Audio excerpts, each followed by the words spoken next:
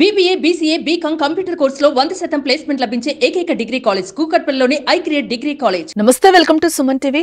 ముఖ్యమంత్రి చంద్రబాబు ఢిల్లీలో అధికారిక నివాసం మారింది. 2 రోజుల హస్తిన పర్యటనలో కేంద్ర హోంమంత్రి అమిత్ షాతో చంద్రబాబు భేటీ అయ్యారు. కేంద్ర బడ్జెట్ వేళ రాష్ట్ర అవసరాలపై చర్చించడం జరిగింది. అయితే ఢిల్లీలో బుధవారం నుంచి చంద్రబాబు నూతనంగా కేటాయించిన అధికారిక నివాసంలోకి అడుగు పెడుతున్నారు.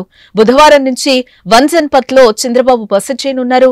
నూతన నివాసంలో పూజల తర్వాత చంద్రబాబు అధికారికంగా ప్రవేశించనున్నారు. కేబినెట్ భేటీ అనంతరం ఢిల్లీకి వెళ్లిన చంద్రబాబు హోంమంత్రి అమిత్ షాతో భేటీ అయ్యారు. గతంలో ఇతర మంత్రుల ముందు ఉంచిన విన్నపాలనే ఆయన మరోసారి అమిత్ షాకు వివరించినట్టుగా తెలుస్తోంది.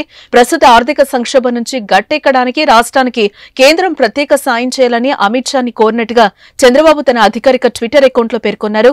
విభజన చట్టం అమలు, అమరావతికి సాయం, పోలవరం ప్రాజెక్టుకు నిధులు కేటాయించాలని విజ్ఞప్తి చేశారు. చంద్రబాబు ముఖ్యమంత్రిగా ఉన్న సమయంలో ఏపీ సీఎం నివాసం కోసం కేంద్రం కేటాయించిన వన్ జన్పథ్ భవనంలోకి ముఖ్యమంత్రి హోదాలో అడుగుపెడుతున్నారు.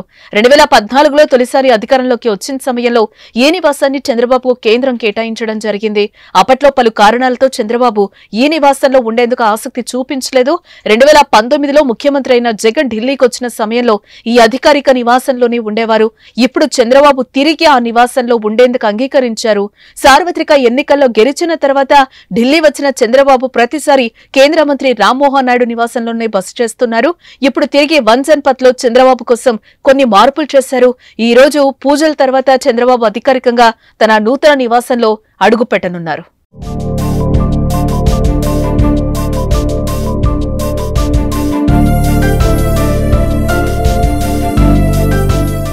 సుమన్ టీవీలో మీ పర్సనల్ అండ్ బిజినెస్ ప్రమోషన్స్ కోసం కింది నెంబర్కి కాంటాక్ట్ చేయండి.